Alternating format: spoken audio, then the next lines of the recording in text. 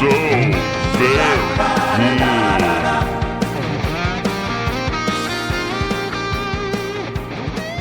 Welcome to the Good GMs podcast. I'm E. Morris, and today's episode is How to Train Your Players. And now, here's Chuck and James.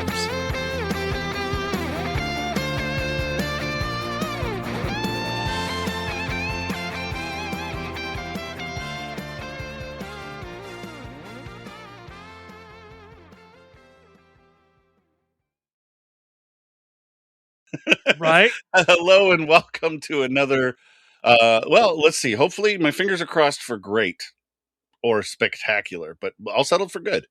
Yeah. Episode of Good GMs. I'm James. I'm co-hosting this. Good. This is great. I'm really doing well. We are doing great today. No, it's fine. We will catch on the stick. You take over. Hi, I'm Chuckie T. Welcome to the show. And James, what would you like to talk about today? What's on your brain? You know what? We got some stuff I want to talk about today, but you're jumping straight to the goods here. What? Any new updates on what you've been playing? Any games you've been doing different or? Oh my gosh! My players are very happy with my ETU campaign. We have jumped back to our quote unquote normal character, main storyline. Yes. No more flashbacks. Recordings. There was a couple episodes that I had because surprise! Everything I'm putting out, I've already recorded like 5 years ago. Not everything, but yes, a lot of what you're doing. Pretty close. But there were two stories. That I did not have all of the episodes.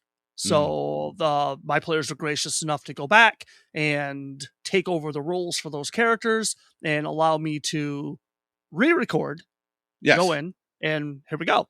And they made their own decisions based on those character choices. Yeah, I'm assuming you didn't give them scripts. No, nope. And you know what? Honestly, it went pretty much exactly the same as how it was originally recorded. So I was happy. With that. Today's episode is about railroading. No, I'm just teasing. I was like, oh, okay, cool. So they're very happy to get back awesome. to the characters that they made. Yes. And we all love that. How about you? I haven't played much new lately. I mean, I think I've already talked about some of the games that I've just become busy boy because every other Monday I'm starting an in-person game of what is it called? D&D Old School Essentials, OSE. Okay. Roughly based on I guess second edition D&D or something. I don't know. I'm learning stuff and I want to try it. The guy's running this. You know what? Hold that thought just for 2 seconds. Okay. Right, are you going to show me some books? I promise. I'll be right back. Oh, okay. I'm going to fill time. Old school. I'll be right back. Okay. Well, the guy, you can't hear me. I don't know what to do right now. Chuck. Okay. I'm just going to play the theme song. I don't like editing, dude. You're screwing this up for me.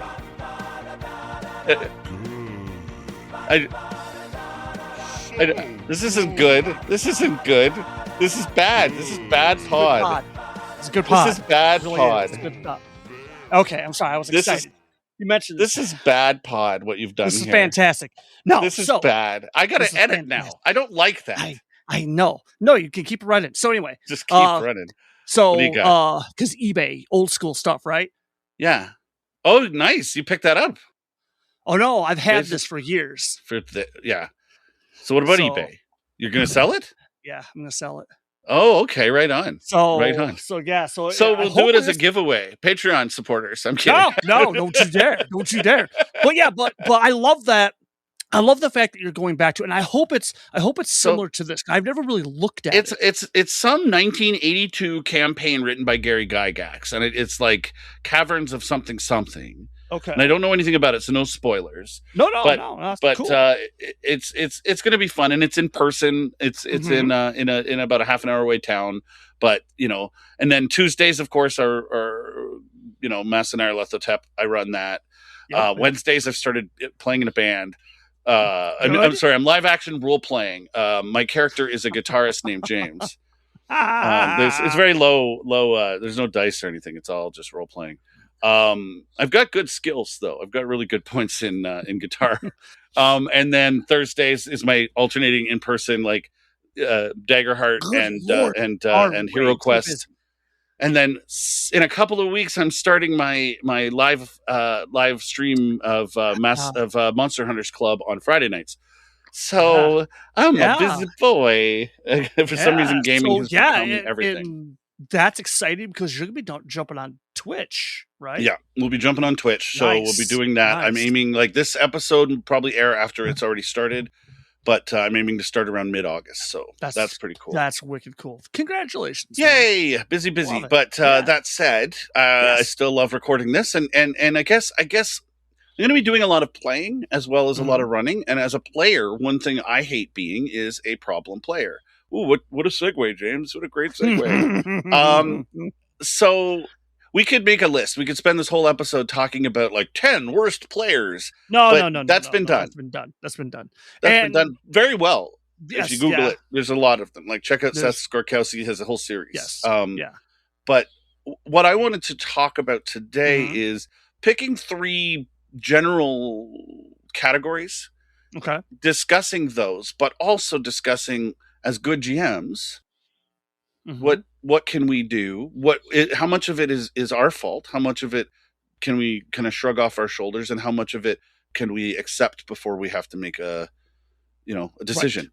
Right? Like, yeah, because that is always the hard part, because you never want to sit down at the table and immediately you should never sit down at the table and immediately start with negative vibes. I know that sounds hippy dippy, but it's true. It really is. It's very true. You always want to sit down with happy storytelling, right? Yeah, it's communal, and it's not like back in the old school Essentials days when it was just like when it was a lot of DM versus player, and everybody came there with the express purpose of winning the game. Yeah. Things have changed a lot. Yes, the rules have changed a lot. Gaming has changed a lot. Yes. It's inclusive. It's exciting. It's fun, and it's about creating something together, playing pretend as adults. Yeah. Recapturing that childhood.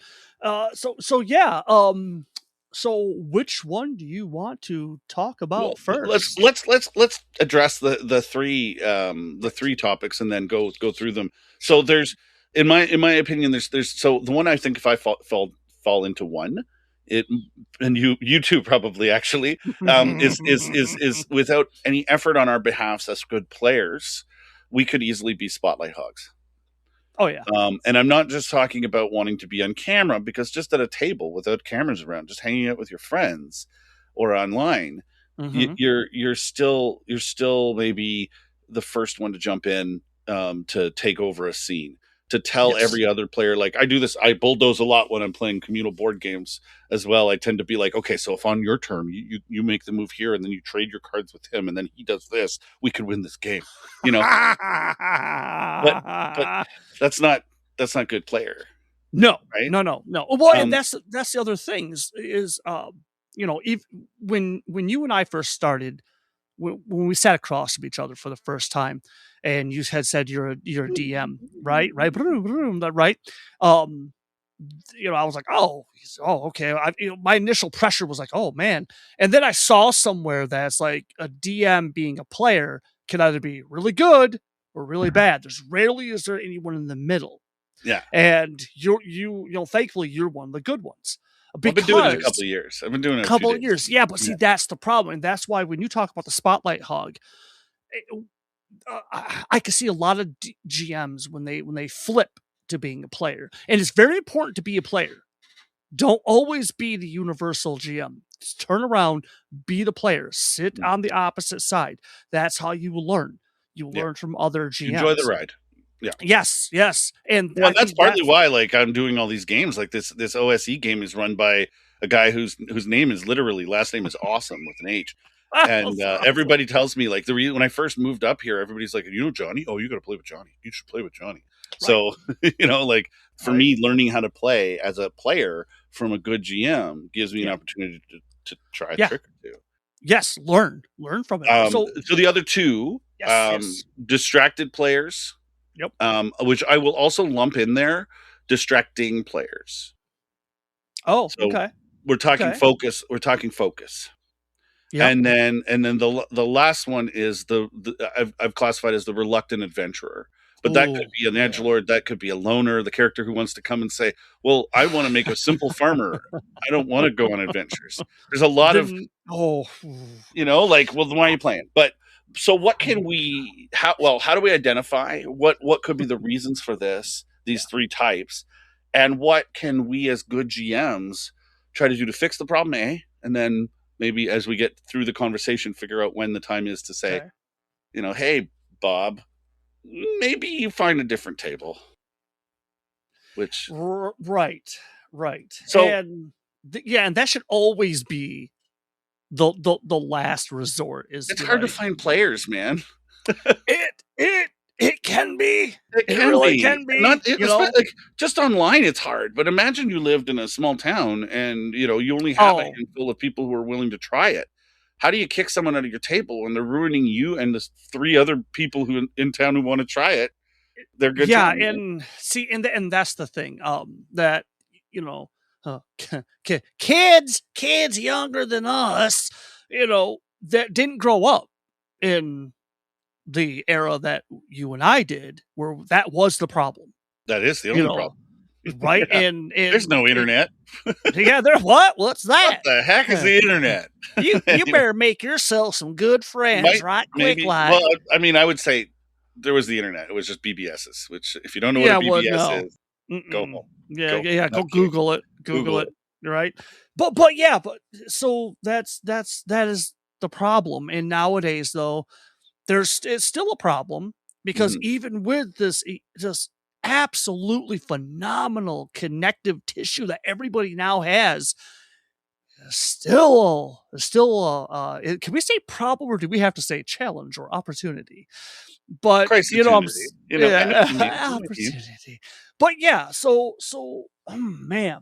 So Wow. So let's start with the Spotlight Hog. Like we can describe them. We've done that. Let's talk about solutions here. Like how, let's say you have a player at your table, and we've all had it, who doesn't seem to want to share the scene or let other people take over the scene.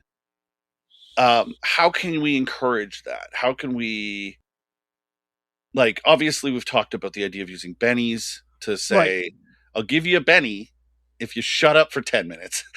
I'm not suggesting that's the right behavior. But what do you do?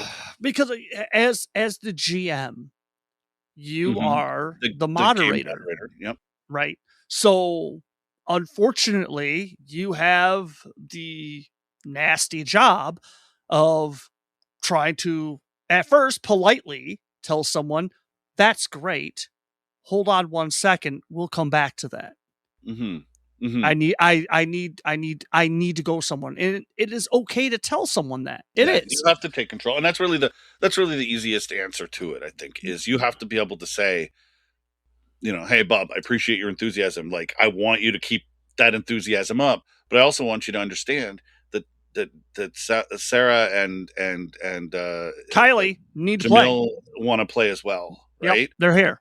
So I need to go to someone else, and we'll come back. If they're all in the same scene and the one person's just bouncing over top of everybody, be like, oh, that was great. Hold on a second. And go to one of the other players. I've had the people who are like, okay, so here's the scene where you guys are in the shed out back, and you're in that scene, and now I'm going to go back to the people in the front of the house, and you're not in that scene, so don't. Like, I've had players go, well, okay, I'm going to run over there, and I'm like, no, you don't know that this is happening, and you can't just be in that scene too. Yeah, but that happens. It happens, and again. I think so. I talked to you about this a little bit last night on the phone, and one thing I told you was how much I love playing with you at my table. And the biggest reason for that is, yes, you have a really good skill for knowing when to use your enthusiasm to move the story forward, but also how to use that enthusiasm to move the story forward to include other players in the scene. Yeah. So you're the first one to be like, you know what? This sounds like something that you know what to do about. Archie, Yes. Archie, what do we do here? Yes. That it's very important that as a player that you're paying attention to the other players. You're paying attention to, them as people, but also as what's sitting in front of them. And to to look at the strengths, the weaknesses, and to be willing to drag them in the spotlight with you. Mm-hmm. And to do that, to give because it's important to build the story and to bring them with you. Like, hey, yeah, if there's a private detective like Archibald is to okay, yeah, me as the player, I might be looking, oh man, oh okay, that was it. That this is the answer. This is it. But then you have to stop and go, is my character really going to know that? Or am I the right one to have seen Exactly. Yeah. Right. And be willing to push it on to somebody else to bring it up. Hey, I don't understand this part here. Georgie, you look at these picture things, right? What is this stuff? Right. What is this? Uh, yes, Finn, darling, those are hieroglyphics. Yeah, exactly. Calm down. Let me walk you through this. Yes. But it gives them an opportunity to showcase Yes. them. So that's Always. one thing. So how do you encourage a player to do that, right? I guess you could give them that example. You could Yes. give them that example by saying, maybe off, like, I think as well, you have the right as the GM to talk to people outside of the game. You don't want to necessarily call people out on their stuff in the game. I've learned, so completely unrelated to gaming, but completely related to literally everything is there are people in this world who lack the ability to self-reflect and acknowledge their own mistakes. And then there are those people who can do that, but are reluctant to, especially if it means admitting that they are wrong. Yeah. In front of people, especially. So there's a very good tactful skill that we have in life when we're talking to people about politics, or we're talking to people about this and that or the other thing, but especially since we're GMs and talking about gaming. Yes. How do you get that level of empathy that you can acknowledge that they maybe can't accept yet that they are wrong? How do you help them do that? And I think sometimes that's an aside. Yeah. And sometimes that's a stroking of their ego. Like, you know what, dude? One thing I love about you is how enthusiastic you are, and how much I love how you could use that enthusiasm to help bring some of the other players out. Like, that Dave's not really as excited as you. Sometimes he feels maybe that he's a bit shy. Wouldn't it be cool if you could help him, and then we could get him into the team too, and everybody's working as hard as you are? Right. Yeah. Yes. Yes. There are a lot of times where that conversation is necessary, because the spotlight is just that. There are people that just really, really want to be on that for another, and you also got to look at it and it's been branching away from this a little bit more, but a lot of us that play this game are socially awkward creatures. Yeah. And so we have a lot of neurodivergent folk with a variety of spectral adventures that they're on. Exactly. And so if this is, for whatever reason, if this is their only opportunity to get that kind of attention, it can be addictive. Yeah. And so it's a very strong possibility that they're doing it and they may not even know it. Yeah. So yeah, you're absolutely right. Have that aside. We interrupt our program to bring you this important message. Hey dudes, guess what? Good GMs has taken over Twitch Friday nights, 7 p.m. Eastern time. You can watch us play Monster Hunters Club. Totally radical, actual play Savage Worlds game about kids in the 80s. Oh my gosh, it's gonna be totally radical. So check your flashlights, check your walkie-talkies, and whatever you do, man, don't be bogus. Right on, Friday nights, Good GMs on Twitch. Look for Good GMs podcast and be there and get some pizza. So let's take a look at the second one, because I think that makes a good point. Speaking of the neurodivergence, let's talk about the distracted or the distracting player. Another category I can fall into. I tend to be the guy that makes a joke whenever there's an opportunity to do that, even when it's not appropriate in the scene. I could also be the guy that, like, I'm not as distracted while I'm gaming as I am in other activities. Like I Right. love my phone. I love like I can watch. I have the great ADHD superpower that I can be watching TV while doing dishes. I can be watching TV while I can follow everything that's happening in a movie while I'm also playing like a Candy Crush type game. Our sponsor today, by the way, is not Candy Crush. So, Red Juice Studio for all your podcasting needs. No, That is correct. But so a quick story. I Okay. have this one player who was constantly on her phone, right? Okay. It's like, so from an immediate perspective, my thought was, I'm losing her. I have to somehow Yeah. bring her back into the story. Yeah. But having talked to her about it, she'd be sitting there playing, tapping the phone, and she'd be doing like a coloring game. Like a game with it, you Yes. have to change the color and then click on the space. It's like a color by numbers. And when I talked to her about it, she goes, I need this so that I can pay Yes. attention to this. Yes. Because if I'm not doing this, my brain is 1,000 other places. And then I will be the distracting player because I will be lose interest. Yeah. Yes. Yeah. Yes. So absolutely. that's an acceptable. Speaking of distracting players, my cat is just obsessed with being on camera today. Come on, babe. Come on. Come on. Well, the other one is All cats are autistic. All dogs are ADHD. That's true. Come on. The other one is the classic player that wants to stack dice. Okay. Okay, I mean, because to me that's Not going D-force. back. Can't do it. Well, not with the incorrect D-force. Yeah. See.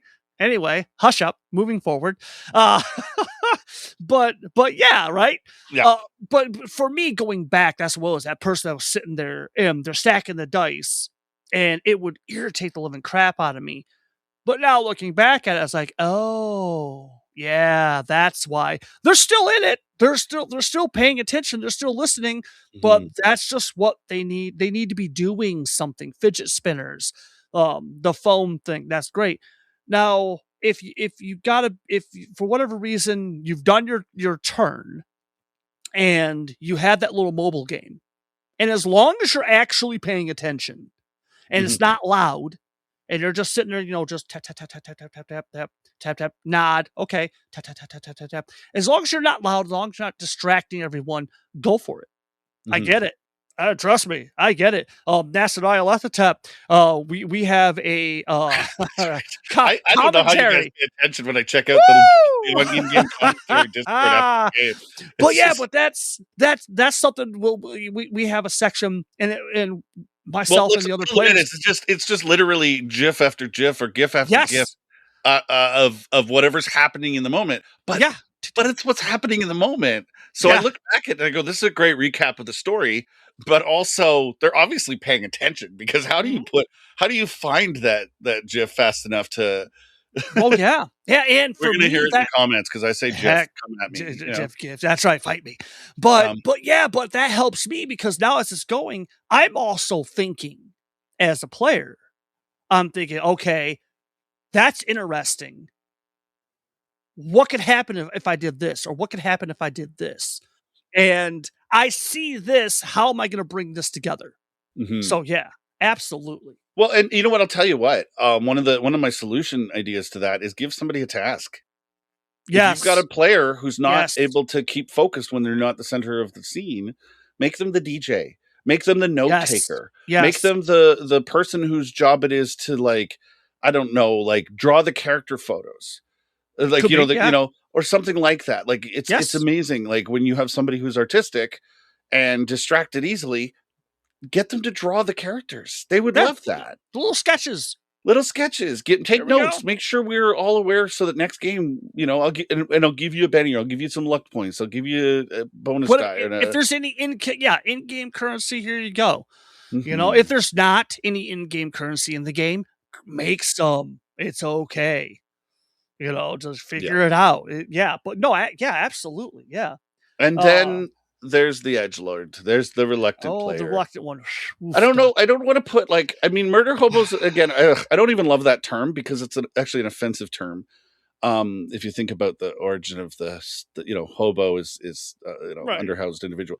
But let's leave that one aside, because that's a character. And then obviously the abusive person the person who is a bully. These are people we're not talking about today. Like Right. we'll come back to the people who are ruining the game, and Right. we're really focusing on the ones that we can help. Yeah. So what do we do about the guy that's like, Oh. yeah, my character doesn't have a partner. My character can do it all alone. Or like the one that's like, I just wanted to be a farmer, so why would I go in a dungeon? Why would you play Dungeons and Dragons then? Okay, right away. And I know some people might get a little pissy about this, but because I know I would have, because well, when I first started, there was no session 0. You know, you just got some things together, and they, you know, people, if someone said, I want to play a new character, it's like, okay, fill out the character sheet and we'll talk about it. You know, and then real quick, if I saw any red flags, it'd be like, hold on a second, do real quick, and then roll. Nowadays, it's important, and it's good. It's very good to have the session 0. And we talked about this in our last recording. It wasn't our last episode, but we've already done our session 0 episode. Right. And that's for a variety of reasons, but this is one of them. This helps with that, because if someone says, I just want to make a farmer, why would I? Okay.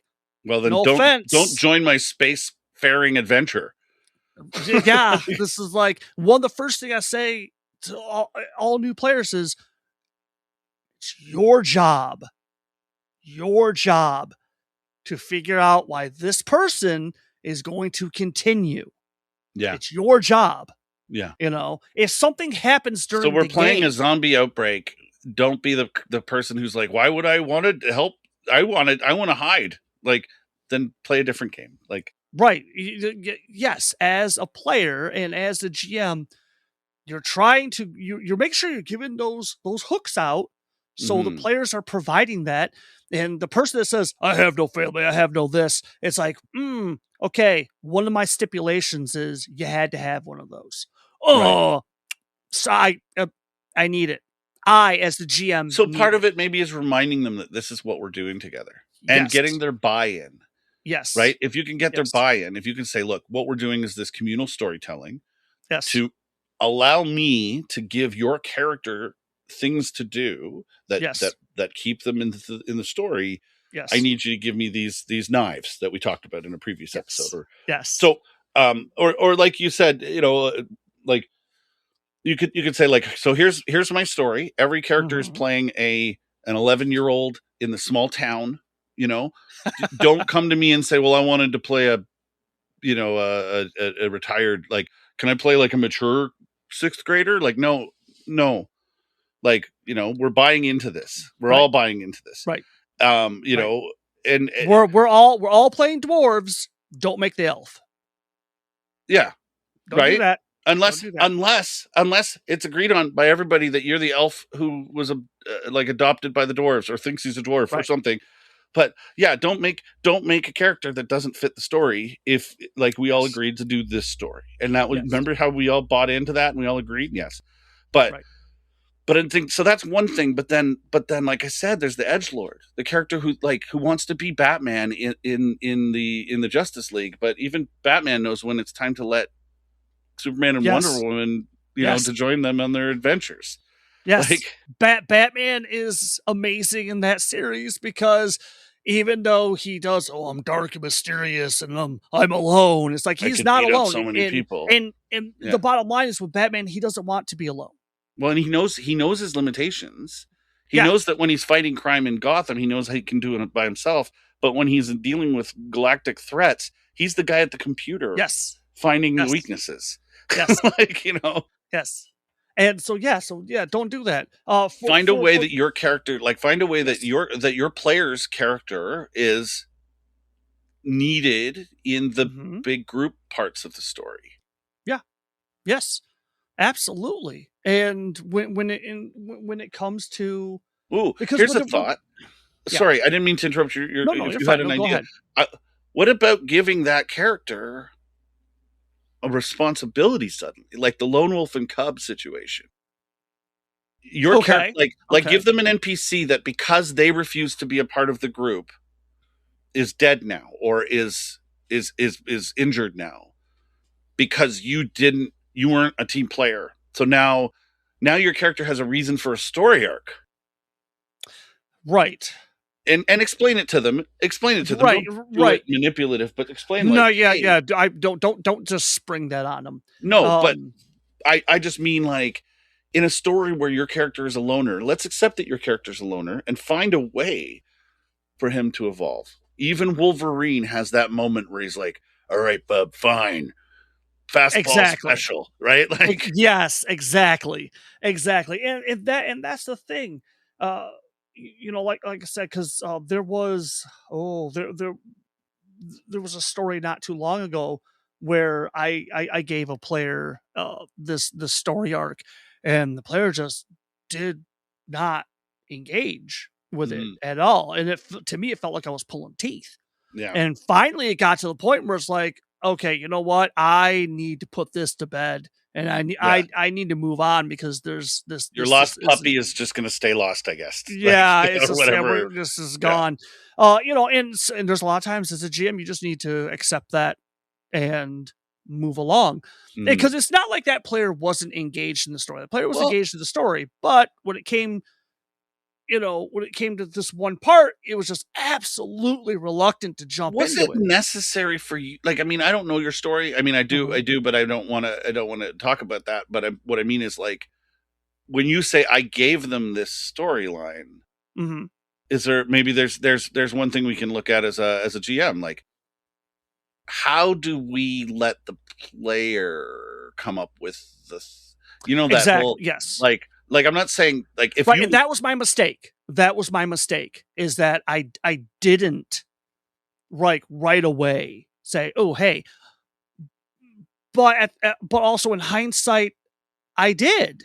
I did, because again, I fall back on this a lot because the session 0, I know, but I do remember during that it was emphasized repeatedly about this, and right, fair. They just didn't grab it, and sadly, it's like, okay, I'm gonna move on.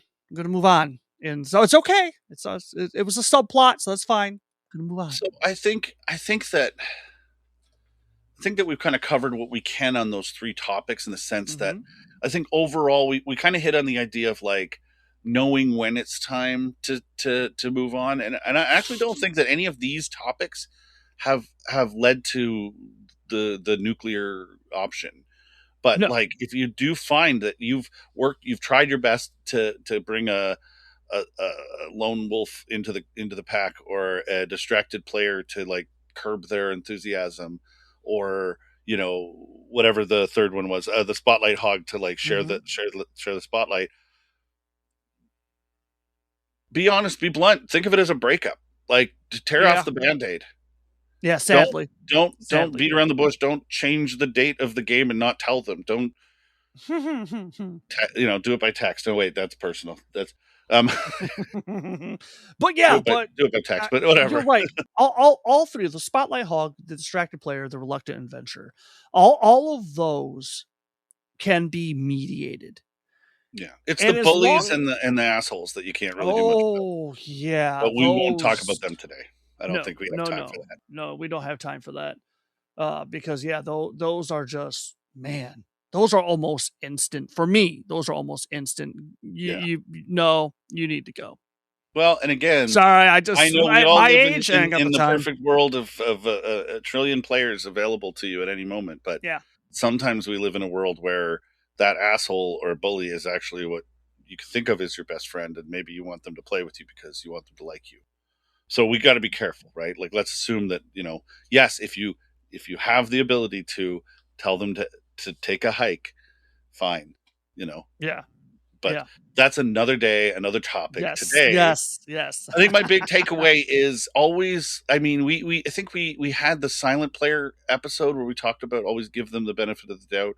Yeah. And I think it's the same for this one. It's understand that we're all on our own journeys in life. Not like, I've definitely been through my journey of not being able to self-reflect. And I think the easiest way to help somebody accept that they're a problem is to do it with empathy and compassion, in the sense that put yourself in their shoes and figure out what would it take for you to be able to look in the mirror and go, I'm not perfect, but I can be good, like that's my takeaway. I don't know if you've got something to add to I've heard a few times before, and was like, you just need to have that grown up conversation, that adult conversation, and you just look at it and be like, hey, this is what's going on, and here we go, and see where that falls out, and go from there. But yeah, you're absolutely correct. Compassion is necessary. We're not here to be schmoes about things and just be like, hey, I don't like how you play, get out of here. It's like, no. Maybe it's you, man. That's the other side of it. Maybe it's Could you. Be. Yeah. Maybe it's not. What is it? If you meet 3 a-holes by noon, chances are you're the a-hole. There you go. Thanks for watching. Hey. No, that's a good mic drop right there. If you can't be perfect and you don't want to be an a-hole, be good. And be bluttered. Thank you for watching.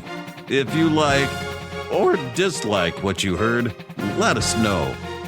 If you want to suggest an idea for an episode, ask the host a question, or just tell Chuck and James what you really think of them, join our communities at patreon.com/Good GMs Podcast, or find us on the usual social media platforms. For now, I'm E.E. Morris, and you're all good GMs.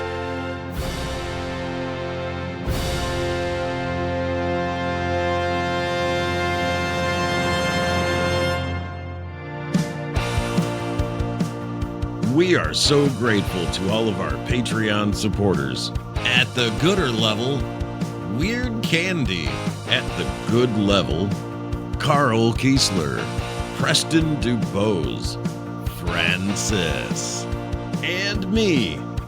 Yes, E.E. Morris. I put my own money to back our projects because we're all good GMs.